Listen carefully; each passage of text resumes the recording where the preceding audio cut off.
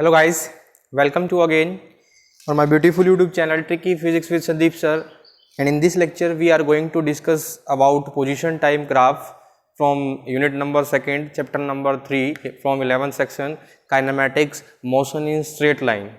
And the first case is when the object is at rest. जब आपका object कैसा होगा, ऑब्जेक्ट जो है रेस्ट में होगा गाइस, तो उस केस में देखना पोजीशन टाइम ग्राफ, तो एक्सटी ग्राफ भी बोल देते हैं इसको कई बार एक्सटी ग्राफ, ठीक है। This y axis represent the x, ठीक है, and x axis represent the t, means time, ठीक है। एक्स डिस्प्लेसमेंट, टी टाइम, ठीक है, इसीलिए इसको एक्सटी ग्राफ भी बोलते हैं गाइज। तो क्या होगा व्हेन ऑब्जेक्ट इज रेस्ट, जब ऑब्जेक्ट रेस्ट पे होगा तो क्या कोई डिस्प्लेसमेंट करेगा? वो नहीं करेगा। टाइम बढ़ता जाएगा लेकिन ऑब्जेक्ट की पोजीशन में कोई चेंज नहीं आएगा। टाइम बढ़ता जाएगा, ऑब्जेक्ट की पोजीशन में कोई चेंज नहीं आएगा, ठीक है। तो इस तरह का ग्राफ होगा किस केस में? जब आपका ऑब्जेक्ट रेस्ट में होगा।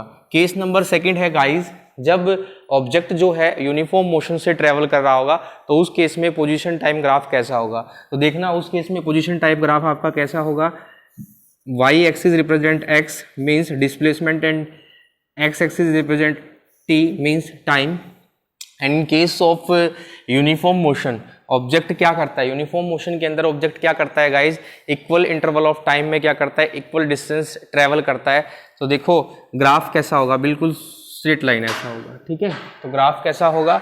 बिल्कुल स्ट्रेट लाइन यानी कि ऐसा होगा, ठीक है, बिल्कुल ऐसा। देखो बिल्कुल ऐसा कैसा होगा? स्ट्रेट लाइन होगा, ठीक है। इसमें क्या करेगा? इक्वल इंटरवल ऑफ टाइम में ऑब्जेक्ट जो है इक्वल डिस्टेंस ट्रेवल करेगा गाइस, ठीक है। नेक्स्ट केस, और इस केस में एक और खास बात है गाइस, देखना वेलोसिटी क्या रहती है? Velocity constant. वेलोसिटी क्या होती है? कांस्टेंट रहती है, ठीक है। वेलोसिटी क्या होती है? Displacement upon time, displacement upon time, ये आपकी कांस्टेंट रहती है गाइस, ठीक है। तो एक्सेलरेशन पे क्या इफेक्ट पड़ेगा आपका? एक्सेलरेशन पे क्या इफेक्ट पड़ेगा? एक्सेलरेशन क्या होता है? Rate of change of velocity. तो वेलोसिटी तो कांस्टेंट है, तो एक्सेलरेशन क्या हो जाएगी इस केस में? आपकी जीरो हो जाएगी। तो यूनिफॉर्म मोशन के केस में, यूनिफॉर्म मोशन के केस में, यूनिफॉर्म मोशन के केस में आपकी जो एक्सेलरेशन होगी वो कैसी होगी गाइज? जीरो होगी। और वेलोसिटी कैसी होगी गाइज? कांस्टेंट होगी। अब नॉन यूनिफॉर्म के लिए देखते हैं केस नंबर 3। तो केस नंबर 3 है गाइज हमारा, case number 3, position time graph, position time graph for non uniform motion, for non uniform motion, ठीक है। यानी कि एक्सटी ग्राफ, एक्सटी यानी कि displacement time graph, displacement time graph, ठीक है गाइज। तो इसमें क्या होगा? ऐसे भी ड्रॉ कर सकते हैं आप इसको, ठीक है। एक्सटी ग्राफ ऐसे भी ड्रॉ कर सकते हैं, और एक्सटी ग्राफ आप ऐसे भी इसके अंदर ड्रॉ कर सकते हैं, ठीक है। दोनों तरीके से ड्रॉ कर सकते हैं। तो इस केस में जो आपकी वेलोसिटी जो है नॉन यूनिफॉर्म मोशन के अंदर, वेलोसिटी जो है वो कांस्टेंट नहीं होगी। वेलोसिटी नॉट कांस्टेंट, ठीक है, वेलोसिटी कांस्टेंट नहीं होगी, ठीक है। और एक्सेलरेशन भी जीरो नहीं होगी। वेलोसिटी कांस्टेंट नहीं होगी, एक्सेलरेशन जीरो नहीं होगी। नॉन यूनिफॉर्म का मोशन का केस आप जानते ही हैं गाइस क्या होता है। देखो यूनिफॉर्म वाले में तो इक्वल इंटरवल ऑफ टाइम में इक्वल डिस्टेंस ट्रेवल होता है, लेकिन नॉन यूनिफॉर्म में ऐसा नहीं होता है, अनइक्वल डिस्टेंस ट्रेवल होते हैं इक्वल इंटरवल ऑफ टाइम में, ठीक है। तो इसका आप कैसे भी ग्राफ बना सकते हैं, और भी दूसरे तरीके से ग्राफ बना सकते हैं जो इस मोशन को रिप्रेजेंट करेगा, इसको नॉन यूनिफॉर्म मोशन को। तो पोजीशन टाइम ग्राफ थे आपके, ये थे आपके पोजीशन टाइम ग्राफ गाइस, ठीक है। तो देखिए गाइस ग्राफ इसका, तो ये पोजीशन टाइम ग्राफ है। दिस एक्सिस रिप्रेजेंट एक्स यानी कि displacement, and this axis represent time. Clear guys? And you know very well for uniform motion graph is straight. Clear?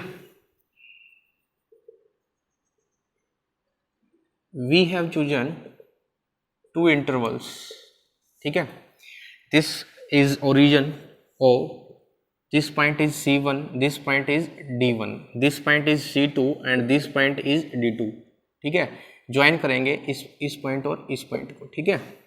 इसको हम मान लेते हैं सी डी और इस पॉइंट को मान लेते हैं ई गाइस, ठीक है। और ये जो एंगल बना रहा है ना यहाँ, this angle is alpha, this angle is alpha. तो ये पोजीशन टाइम ग्राफ हो गया आपका किसके लिए, यूनिफॉर्म मोशन के लिए, ठीक है। अब देखना ये आपका रिप्रेजेंट कर रहा है OC1, OC1 देखना गाइस, OC1, ठीक है। C और D be the 2 points corresponding to time T1 and T2, लेकिन T1 और T2 का तो पता होना चाहिए। तो OC1 रिप्रेजेंट कर रहा है T1 को और D1 रिप्रेजेंट कर रहा है T2 को, ठीक है। तो OC1 रिप्रेजेंट कर रहा है T1 को, OD1 रिप्रेजेंट कर रहा है T2 को, और C1 D1 कितना हो जाएगा, T2 माइनस T1 हो जाएगा गाइस, ठीक है। T2 minus T1, C1 D1।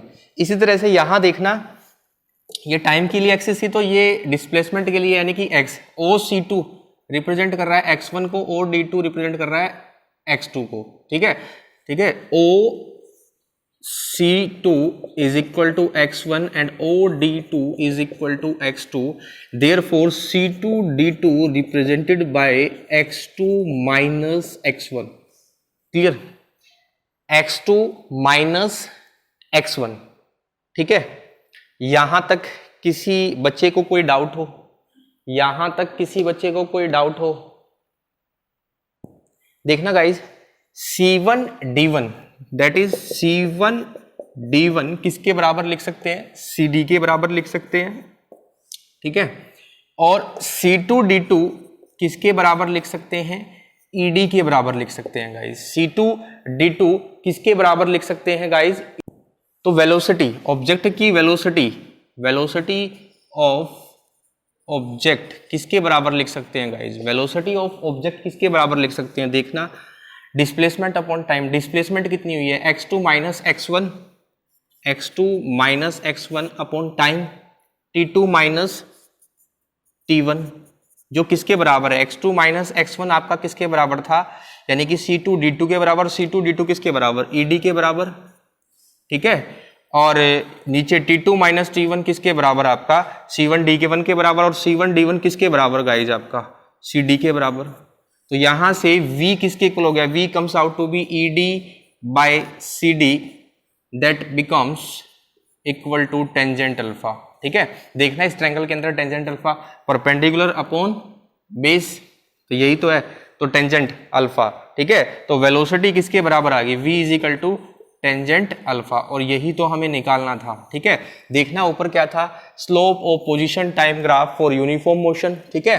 Position time graph का स्लोप यूनिफॉर्म मोशन के लिए निकालना था, वो निकल गया कितना, टेंजेंट अल्फा के बराबर, ठीक है। V is equal to tangent alpha, या फिर prove that the velocity of an object in uniform motion is equal to the slope of position time graph, ठीक है। तो हमें क्या करना था, प्रूफ करना था वेलोसिटी किसकी, यूनिफॉर्म मोशन के लिए किसके बराबर होगी, स्लोप ऑफ एक्स-टी ग्राफ या फिर पोजीशन टाइम ग्राफ, वो दोनों ही चीजें हमने प्रूव कर दी है। तो V इज इक्वल टू किसके आ गया, tangent alpha, that is the relation we have required, जो रिलेशन हमें चाहिए था वो रिलेशन हमारा निकल के आ चुका है। साथियों ये बड़ा ही इंपॉर्टेंट रिलेशन है एग्जाम पॉइंट ऑफ व्यू से, ठीक है। यहाँ से जरूर क्वेश्चन पूछा जाता है, और आज की इस वीडियो में हम यहीं पे खत्म करते हैं, ठीक है। और वीडियोस को ज़्यादा से ज़्यादा संख्या में देख के लाइक करें, ठीक है, अपने साथियों के साथ शेयर करें, और अच्छी लगे तो चैनल को सब्सक्राइब भी करें, ठीक है। क्योंकि जब तक आप चैनल सब्सक्राइब नहीं करेंगे तो फ्यूचर में हम आपके लिए ऐसी नई नई वीडियोस नहीं लेके आ सकेंगे। तो सबसे पहले तो चैनल को सब्सक्राइब करें ताकि फ्यूचर में हम आपके लिए अच्छी अच्छी वीडियो लेके आ सकें गाइस, ठीक है। आशा करते हैं इस महामारी से, इस पेंडेमिक से सभी जो है वो सुरक्षित होंगे, ठीक है। अपने घरों में रहे, घरों से बाहर न निकलें, ठीक है। जब तक सरकार न बोले लॉकडाउन तब तक लगा हुआ है, घरों में रहे, घरों से बाहर ना निकले तो मास्क लगा के निकले और सैनिटाइजर का यूज करें, बाहर जाके किसी चीज को छूते हैं तो, ठीक है, वरना तो अवॉइड ही करें गाइस, ठीक है। Be happy, be safe, thank you guys.